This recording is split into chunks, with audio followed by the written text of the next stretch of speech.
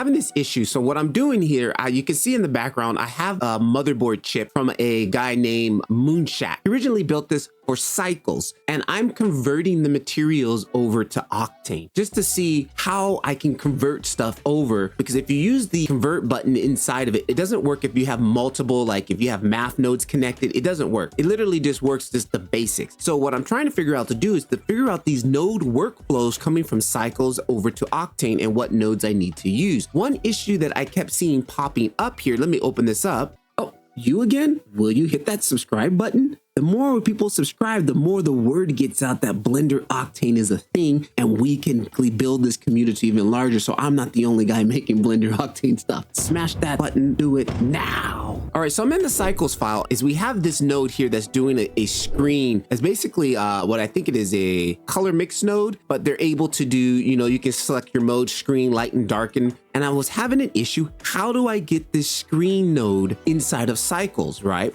So check it out. This is the workflow that I basically found out. Let me show quickly. He's got this image, which is going through a color ramp and into slot B. And then he's got another image here, and it's a dust image, and it's going into slot A. And then he's doing a screen operation over him, right? So if I go to the Octane version, this is what you got to do. So first of all, here's my universal material. Here is a composite texture material. You're going to need to plug this up first. And then whenever you use a composite texture material, in order to get it to work, you're going to need to add in a composite texture layer, right? So if you can go ahead and just click on this here, you're going to get a composite texture layer, which automatically pops open. And then I'm going to go ahead and connect that in. Now, right off the back, if you look at this layer here, you can already see here, blend mode, overlay modes, alpha operations.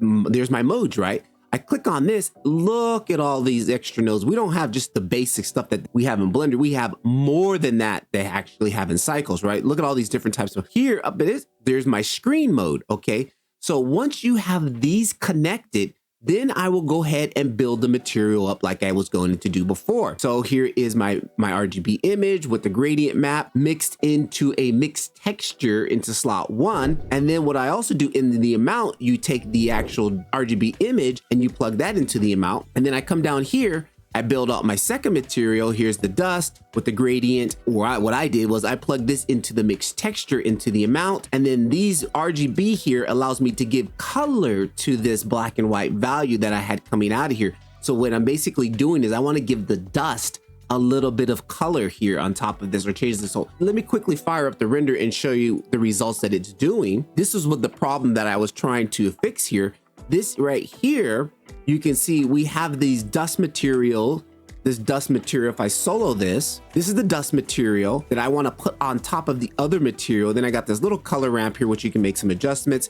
Here is the color that I want it to have. Then I got the mix, and this is what's mixing here, right? And if we come up here to the top, this is the material that we want to use, and we want to mix the dust on top of that material. Here's just a color ramp. Okay, there's a color ramp just pushing through. And then if we go look at this combined, this is what's happening. And then you can see the specs from the dust math also on there too, being controlled. And then again, that is all going through this, which is going to put it into screen mode. I can't preview this layer here. It won't let me preview it. These are adding the screen. So this is the actual final look. Now, if I go to the cycles file, you're going to see the exact same thing. Let's go to the cycles file. Again, here was the workflow for the cycles. He's got the mix node. He's got basically those two colors, which I make a mixed texture node. And then I plug in the RGB spectrums to get those two colors there, exactly what he did there. Then he plugs this into here to screen this image out. And then this is what it's going to look like. Boom. And there it is. There's the piece, the exact same thing. We've got this mask that's happening. We got the noise that's also on there. That is the cycles version. And there is the Octane version. So in order to get the screen mop, you're going to have to use this composite texture with the texture layer node.